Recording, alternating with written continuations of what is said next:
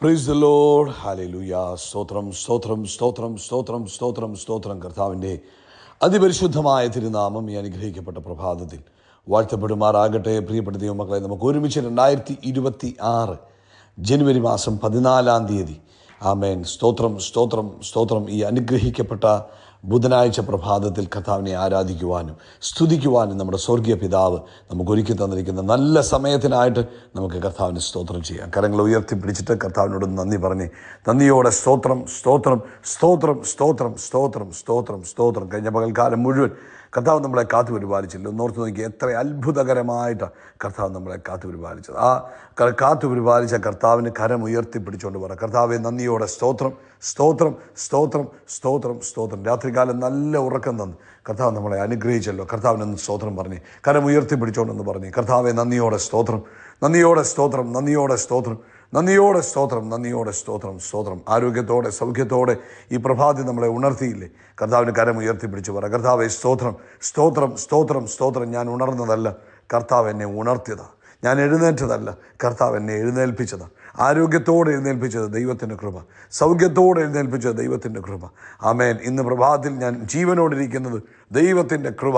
ആ വൻ കൃപയ്ക്കായി സ്തോത്രം സ്തോത്രം സ്തോത്രം സ്തോത്രം സ്തോത്രം സ്തോത്രം. യഹോവ നല്ലവനല്ലോ, കർത്താവിൻ്റെ ദയ ഇന്നും എന്നേക്കുമുള്ളത്. ഒരിക്കലൂടെ കരം ഉയർത്തി പറ, എൻ്റെ കർത്താവ് നല്ലവനാകുന്നു, കർത്താവിൻ്റെ ദയ ഇന്നും എന്നേക്കുമുള്ളത്. ഒരിക്കലൂടെ പറഞ്ഞാട്ട്, എൻ്റെ കർത്താവ് നല്ലവനാകുന്നു, കർത്താവിൻ്റെ ദയ ഇന്നും എന്നേക്കുമുള്ളത്. ഹല്ലേലൂയ. സ്തോത്രം സ്തോത്രം സ്തോത്രം സ്തോത്രം സ്തോത്രം. നമുക്ക് ഒരുമിച്ച് പ്രാർത്ഥിക്കാം. എല്ലാവരും പ്രാർത്ഥനയ്ക്കായിട്ട് നമ്മളെ തന്നെ ഏൽപ്പിച്ചു കൊടുത്താട്ടെ.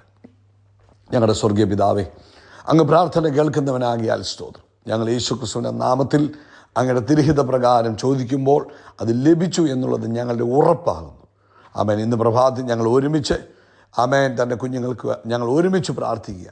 ഈ പ്രഭാതത്തിൽ ലോകത്തെമ്പാടും നിന്ന് ഈ ശബ്ദം ഇന്ന് കേൾക്കുന്ന കർത്താവെ, അങ്ങയുടെ മക്കളെ ഒരുമിച്ച് ഞങ്ങൾ ഏൽപ്പിക്കുന്നു. ഇന്ന് ഈ ശബ്ദം കേൾക്കുന്ന എല്ലാവർക്കും വേണ്ടി പ്രാർത്ഥിക്കുന്നു. യേശുക്രിസ്തുവിൻ്റെ നാമത്തിൽ ഈ ശബ്ദം കേൾക്കുന്ന തൻ്റെ കുഞ്ഞുങ്ങളെ അനുഗ്രഹിക്കുന്നു. യേശുക്രിസ്തുവിൻ്റെ നാമത്തിൽ ഇവർക്ക് ആരോഗ്യവും ദീർഘായുസ്സും ഉണ്ടാകട്ടെ. ആരോഗ്യവും ദീർഘായുസ്സും ഉണ്ടാകട്ടെ.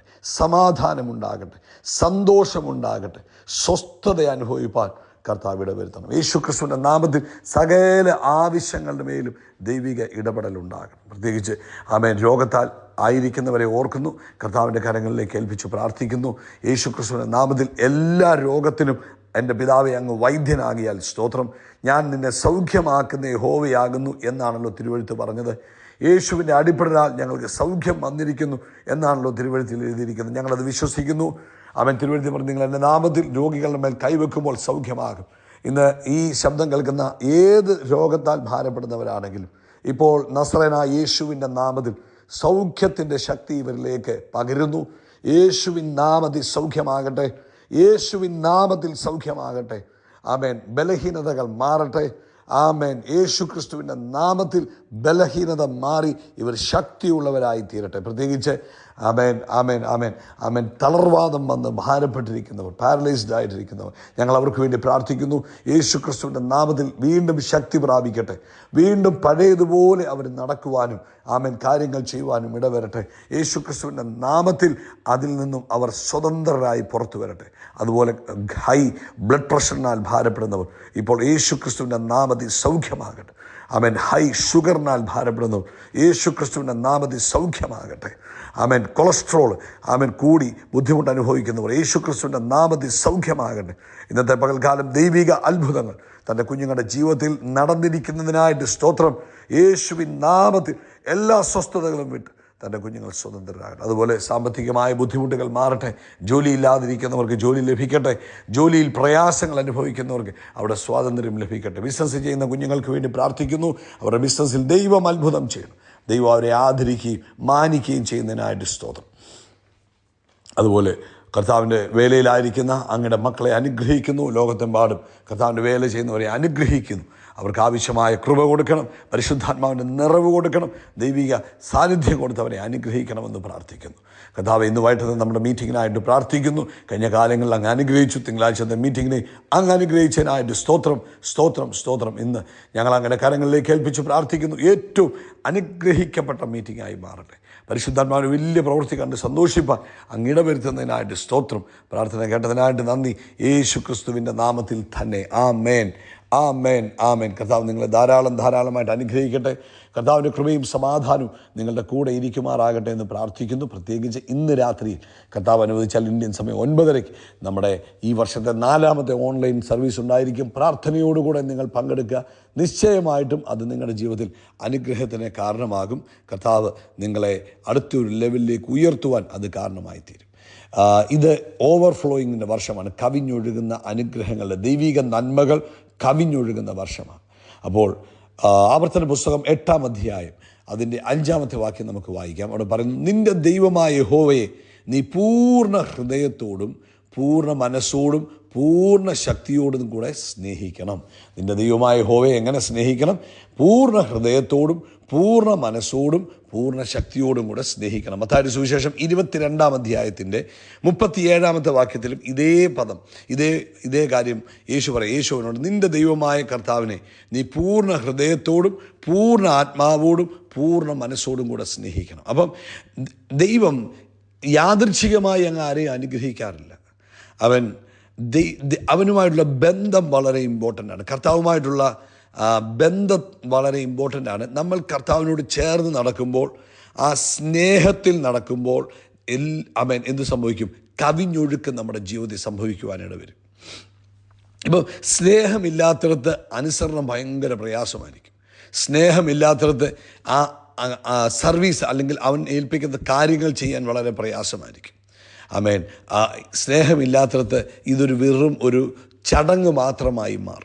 എന്നാൽ സ്നേഹമുള്ളിടത്ത് അനുസരിക്കുക എന്ന് പറയുന്നത് വളരെ സന്തോഷകരമായിരിക്കും. സ്നേഹമുള്ളിടത്ത് പ്രവർത്തിക്കുക എന്ന് പറയുന്നതും വളരെ സന്തോഷകരമായിരിക്കും. ആമേൻ. അതുകൊണ്ട് പരിശുദ്ധാത്മാവ് നമ്മളെ ഇവിടെ ഓർപ്പിക്കുകയാണ്. എന്താണ് പരിശുദ്ധാത്മാവ് ഓർപ്പിക്കുന്നു? ദൈവത്തെ സ്നേഹിക്കുന്നവരായിത്തീരുക. ആമേൻ. ദൈവത്തെ സ്നേഹിക്കുന്ന മക്കളായി മാറുവാനാണ് കർത്താവ് ആഗ്രഹിക്കുന്നത്. അപ്പോൾ ഈ വർഷത്തിൻ്റെ വാഗ്ദത്തം നന്മയും നമ്മുടെ തലയെ എണ്ണ കൊണ്ട് അഭിഷേകം ചെയ്യും, നമ്മുടെ പാനപാത്രം നിറഞ്ഞു കവിയും. അപ്പോൾ അതിൻ്റെ 1-ാമത്തെ വാക്യത്തിൽ ദാവീദ് പറഞ്ഞെന്തോ? യഹോവ എൻ്റെ ഇടയനാകുന്നു. അപ്പോൾ ആ ഇടയനും ആടുമ്പോഴുള്ള ബന്ധം, ആമേൻ, അവിടെ ഉണ്ടാകുമ്പോൾ ഓവർഫ്ലോ അവിടെ സംഭവിക്കും. ആമേൻ. അപ്പോൾ നമ്മൾ ദൈവവുമായിട്ടുള്ള സ്നേഹത്തിൽ ജീവിക്കണം. അവിടെയാണ് നമ്മളിലേക്ക് അനുഗ്രഹങ്ങൾ ആകർഷിക്കപ്പെടുന്നത്. പ്രിയപ്പെട്ടവരെ, ലൂക്കോസിൻ്റെ സുവിശേഷം 7-ാം അധ്യായത്തിൽ ഒരു സഹോദരി കർത്താവിൻ്റെ കാൽക്കൽ വന്നിരിക്കുകയും അവൾ വിലയേറിയതായ പരിമള തൈലം പൂശി കർത്താവിൻ്റെ കാലിനെ അഭിഷേകം ചെയ്യുന്നതായിട്ട് നമുക്ക് കാണാൻ കഴിയും. അതെന്താണ് കാണിക്കുന്നത്? അവൾ അവിടെ ഏറ്റവും വിലപ്പെട്ടതിനെയാണ് കർത്താവിന് കൊടുത്തത്. ഏകദേശം ഒരാളുടെ ഒരു വർഷത്തെ അധ്വാന ഫലമായിരുന്നു എന്നാണ് ചരിത്രം പറയുന്നത്. അപ്പോൾ അതെന്തുകൊണ്ടാണ് അവൾ ചെയ്തത്? അവൾ ചെയ്യാൻ കാരണം അവൾക്കുള്ള കർത്താവിനോടുള്ള സ്നേഹമാണ്. അപ്പോൾ നമ്മുടെ ജീവിതത്തിൽ നമ്മൾ പറയും, നമ്മൾ കർത്താവിനെ സ്നേഹിക്കുന്നുണ്ട്, നമുക്ക് കർത്താവിനെ ഭയങ്കര ഇഷ്ടമാണ് എന്നൊക്കെ നമ്മൾ പറയുമ്പോഴും നമ്മൾ ചിന്തിക്കണം, യഥാർത്ഥമായി നമ്മൾ സ്നേഹിക്കുന്നുണ്ടോ? വാസ്തവമായി നമ്മൾ സ്നേഹിക്കുന്നുണ്ടോ? അതോ നമ്മുടെ ആഗ്രഹങ്ങളും നമ്മുടെ ആവശ്യങ്ങളും സാധിക്കുവാൻ വേണ്ടിയുള്ള സ്നേഹമാണോ നമുക്കുള്ളത്? അതോ യഥാർത്ഥമായി നമുക്ക് കർത്താവിനെ ഇഷ്ടമാണോ എന്നുള്ളത് നമ്മൾ ചിന്തിക്കണം. പ്രിയപ്പെട്ടവരെ, കർത്താവ് ആഗ്രഹിക്കുന്നു. നമ്മൾ ഇപ്പോൾ എല്ലാവർക്കും കർത്താവിന് സ്നേഹമാണെന്ന് പറയുന്നു. എന്തുകൊണ്ടാണ്? അവരുടെ ആവശ്യങ്ങൾ നിറവേറ്റപ്പെടുന്നത് കൊണ്ട്, പ്രാർത്ഥനകൾ ലഭിക്കുന്നത് കൊണ്ട്, പ്രാർത്ഥനകൾക്ക് മറുപടി ലഭിക്കുന്നത് കൊണ്ട്, നല്ല സമാധാനകരമായ ജീവിതം ലഭിക്കുന്നത് കൊണ്ടാണ് അവർക്കെല്ലാവർക്കും കർത്താവിനെ ഇഷ്ടം. അവരുടെ കാര്യങ്ങൾ നടത്താൻ വേണ്ടിയുള്ള ഇഷ്ടമാണ്. അപ്പോൾ പ്രാർത്ഥിക്കാനിരിക്കുന്നത് എന്തുകൊണ്ടാണ്? നമ്മുടെ ആവശ്യം നടക്കാൻ. നമ്മളെന്തിനാ ആരാധനയ്ക്ക് പോകുന്നത്? നമ്മുടെ ആവശ്യങ്ങൾ നടക്കാൻ. അല്ലെ, കർത്താവിനോടുള്ള സ്നേഹത്തിൽ പോകുന്ന എത്ര പേരുണ്ട്? കർത്താവിനോടുള്ള സ്നേഹത്തിൽ രാത്രിയുടെ യാമങ്ങളിൽ ഉണർന്നിരുന്ന് ദൈവരാജ്യത്തിൻ്റെ വളർച്ചയ്ക്ക് വേണ്ടി, ദൈവസഭയുടെ വളർച്ചയ്ക്ക് വേണ്ടി പ്രാർത്ഥിക്കാറുണ്ടോ? രാത്രിയുടെ യാമങ്ങളിൽ ഉണർന്നിരുന്ന് കർത്താവേ, അങ്ങയുടെ ഹിതം ഭൂമിയിൽ നടക്കണമേ എന്ന് പറഞ്ഞ് പ്രാർത്ഥിക്കാറുണ്ടോ?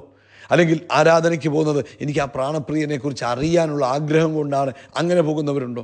നമ്മളെപ്പോഴും ഒഴിവാക്കുന്ന എന്തായിരിക്കും? ആരാധനയ്ക്ക് പോകുന്നത്. എപ്പോഴും ഒഴിവാക്കുന്ന എന്തായിരിക്കും? പ്രാർത്ഥനയ്ക്ക് പോകുന്നത്. എന്തുകൊണ്ടാണ്? കാരണം അതിനുള്ള സ്നേഹമേ നമുക്കുള്ളൂ. നമ്മൾ പറയും പുറമേ നമുക്ക് കർത്താവിനെ ഭയങ്കര ഇഷ്ടമാണ്, ഭയങ്കര താല്പര്യമാണ് എന്നൊക്കെ നമ്മൾ പറയും. പക്ഷേ നമ്മുടെ പ്രയോറിറ്റി കർത്താവിന് തന്നെയാണോ? അപ്പം നമ്മൾ കർത്താവിനെ സ്നേഹിക്കുന്നു എന്നുള്ള നോക്കുമ്പോൾ നമ്മൾ ചിന്തിക്കണം, ഫസ്റ്റ് പ്രയോറിറ്റി എവിടെയാണ് കൊടുത്തേക്കുന്നത്? ഇപ്പം നമ്മൾ ഒഴിവാക്കാൻ പറ്റുന്ന ഏതായിരിക്കും? ആരാധനയാണോ? അതോ കല്യാണത്തിന് പോകുന്നതാണോ? അതോ മറ്റെന്തെങ്കിലും കാര്യങ്ങൾക്ക് പോകുന്നതാണോ ഒഴിവാക്കുന്നത്? അതോ ആരാധനയ്ക്ക് പോകുന്നതാണോ ഒഴിവാക്കുന്നത്? ദാവീദ് പറഞ്ഞത് 63-ാം സങ്കീർത്തനത്തിൽ പറഞ്ഞ്, ഞാൻ അധികാലത്ത് തന്നെ എൻ്റെ ദൈവത്തെ അന്വേഷിക്കും. എൻ്റെ ആദ്യത്തെ ലക്ഷ്യം കർത്താവായിരിക്കും. അതുപോലെ അപ്പം നമ്മുടെ പ്രയോറിറ്റി നമ്മൾ നോക്കിയാൽ മതി. ഇപ്പം നമുക്കൊരു ചെറിയ മൂക്കടപ്പുണ്ടെങ്കിൽ നമ്മൾ ജോലിക്ക് പോകും, മറ്റു പരിപാടികൾക്കെല്ലാം പോകും, പക്ഷെ നമ്മൾ ഇവിടെ മുടക്കും, ആരാധന മുടക്കും. അല്ലെങ്കിൽ ചെറിയൊരു തണുപ്പാണെങ്കിൽ നമ്മൾ പറയും ഇന്ന് ആരാധനയ്ക്ക് പോകുന്നില്ല, പക്ഷെ ബാക്കി എല്ലാത്തിനും പോകും. എന്തുകൊണ്ടാണ്? ആരാധന. അപ്പോൾ കർത്താവാണോ നമ്മുടെ ഫസ്റ്റ് പ്രിഫറൻസ്? ചിന്തിച്ച് നോക്കുക. 2, കർത്താവിനെ നമ്മൾ പെട്ടെന്ന് അനുസരിക്കുന്നവരായിരിക്കണം. പെട്ടെന്ന് ഒബേ ക്വിക്ലി, വേഗത്തിൽ സ്നേഹമാണെങ്കിൽ പറയുന്ന അന്നേരമേ കേൾക്കും. സ്നേഹമല്ലെങ്കിൽ നമുക്ക് കേൾക്കുമ്പോൾ ചെയ്യാനുള്ള ഒരു ബുദ്ധിമുട്ടാണ്. അപ്പോൾ കർത്താവിനെ സ്നേഹിക്കുന്നു എന്നുള്ളതിൻ്റെ ഒന്നാമത്തെ തെളിവാണ് നമ്മൾ കർത്താവിന് ഫസ്റ്റ് പ്രിഫറൻസ് കൊടുക്കും. 2, കർത്താവ് പറയുന്നത് നമ്മൾ അനുസരിക്കുവാൻ തയ്യാറാണ്. 3, നമ്മൾ സാക്രിഫൈസ് ചെയ്യാൻ തയ്യാറ്, ത്യാഗം സഹിക്കാൻ തയ്യാറ്. സ്നേഹമുള്ളിടത്ത് ത്യാഗം ഒരു വിഷയമല്ലെന്ന്. സ്നേഹമുള്ളിടത്ത് മഴ ഒരു വിഷയമല്ല, സ്നേഹമുള്ളിടത്ത് വെയിലൊരു വിഷയമല്ല, സ്നേഹമുള്ളിടത്ത് കാറ്റൊരു വിഷയമല്ല, സ്നേഹമുള്ളിടത്ത് ഒരു തടസ്സവുമില്ല. കാരണം അതിന് സ്നേഹത്തിനെല്ലാം മറികടക്കാൻ കഴിയും. സ്നേഹമില്ലെങ്കിൽ നമ്മൾ പറയും ഭയങ്കര തണുപ്പാ, കാറ്റാ, ബുദ്ധിമുട്ടാ, പ്രയാസമാണെന്ന് പറയും. അത് സ്നേഹമുള്ളിടത്ത് ഇതിനൊന്നും തടസ്സങ്ങളില്ല. പക്ഷേ പ്രിയപ്പെട്ടവരെ, ഇന്ന് നമ്മൾ ചിന്തിച്ച് നോക്കുക, നമുക്ക് യഥാർത്ഥമായിട്ട് ഈ കർത്താവിൻ്റെ സ്നേഹമാണോ? ആ കർത്താവുമായിട്ടുള്ള ബന്ധത്തിലാണ് ഓവർഫ്ലോ നമ്മുടെ ലൈഫിൽ ഉണ്ടാകണമെങ്കിൽ വാസ്തവമായിട്ട് നമ്മൾ കർത്താവിനെ സ്നേഹിക്കുന്നവരായിരിക്കും. യഥാർത്ഥമായി കർത്താവിനെ സ്നേഹിക്കണം. പുറമേ പറയുന്നതല്ല, എനിക്കെന്തെങ്കിലും കിട്ടുന്നത് കൊണ്ടല്ല, എനിക്കെന്തെങ്കിലും ലഭിക്കുന്നു, അല്ലെങ്കിൽ എൻ്റെ പ്രാർത്ഥനയ്ക്ക് മറുപടി തരും, അല്ലെങ്കിൽ ഇപ്പോൾ അനുഗ്രഹങ്ങൾ നിന്നു പോകുമോ എന്നുള്ള പേടി കൊണ്ടുള്ള സ്നേഹമല്ല. മറിച്ച് കാൽവരി ക്രൂശിൽ എനിക്ക് വേണ്ടി ജീവൻ തന്ന എൻ്റെ പ്രാണപ്രിയനോടുള്ള സ്നേഹം, യേശു ക്രിസ്തുവിലൂടെ എന്നെ വീണ്ടെടുത്ത സ്നേഹം, എന്നെ രക്ഷിച്ച സ്നേഹം. ഞാൻ ഈ അനുഗ്രഹത്തിനൊന്നും ഈ അനുഗ്രഹങ്ങളൊന്നും അനുഭവിപ്പാൻ യോഗ്യതയുള്ളവനല്ല, പക്ഷേ എന്നോട് കൃപ തോന്നി എന്നെ അനുഗ്രഹിച്ചതിലുള്ള സ്നേഹം. ഇന്ന് നമ്മളൊന്ന് ശോധന ചെയ്ത് നോക്കി, നമ്മുടെ സ്നേഹം റിയലാണോ? പ്രിയപ്പെട്ടവരെ, ആമേൻ. നമ്മുടെ ഹൃദയത്തിലേക്കാണ് കർത്താവ് നോക്കുന്നത്. നമുക്ക് പാടാൻ കഴിയും, ഞാൻ നിന്നെ സ്നേഹിക്കുന്ന യേശുവേ നീ മാത്രം മതി എന്നൊക്കെ നമുക്ക് പാടാൻ കഴിയും. പക്ഷേ കർത്താവ് നോക്കുന്നത് നമ്മുടെ ഹൃദയത്തിലേക്കാണ്, നമുക്ക് എത്രമാത്രം സ്നേഹമുണ്ട്. ആമേൻ. നമ്മുടെ സ്നേഹം എത്രമാത്രം ഡെപ്ത് ഉള്ളതാണ്, ആഴമുള്ളതാണ്. അതാണ് സാഹചര്യങ്ങൾ വരുമ്പോൾ നമുക്കറിയാം സ്നേഹത്തിന് എത്രമാത്രം ആഴമുണ്ടെന്ന്.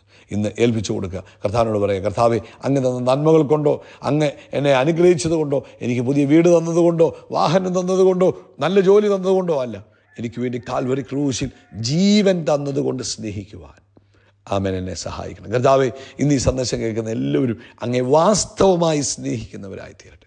റിയലി അങ്ങേ സ്നേഹിക്കുന്ന ഒരു ജനറേഷനായി മാറട്ടെ. ആമേൻ. ലോകത്തിലുള്ള എന്തെങ്കിലും നന്മകളെ കണ്ടുകൊണ്ട് അങ്ങേ സ്നേഹിക്കുകയല്ല, വാസ്തവമായി അങ്ങ് ക്രൂശിൽ തന്ന ആ ജയത്തെ ഓർത്ത് അങ്ങേ സ്തുതിച്ച് അവൻ രക്ഷിച്ചതോർത്ത് സ്നേഹിക്കുവാൻ കൃപ തരണം, യേശുവിൻ നാമത്തിൽ തന്നെ. ആമേൻ, ആമേൻ, ആമേൻ, ആമേൻ. കരങ്ങൾ ഉയർത്തിപ്പറ. യേശു ക്രിസ്തു എൻ്റെ തലയെ എണ്ണ കൊണ്ട് അഭിഷേകം ചെയ്യും, എൻ്റെ പാനപാത്രം നിറഞ്ഞു കവിയും, നന്മയും കണ്ണ എൻ്റെ ആയുഷ്കാലമൊക്കെയും നമ്മളെ പിന്തുടരും. ആമേൻ. എന്നിട്ട് എന്നാ പറയുന്നത്? നമ്മൾ ആകാശത്തിലെ നക്ഷത്രങ്ങൾ പോലെ, കടൽക്കരയിലെ മണൽത്തരി പോലെ അത്യന്തം വർദ്ധിച്ചു പെരുകും. We are blessed, we are really blessed, we are permanently blessed and highly favoured. God bless you, God bless you, God bless U.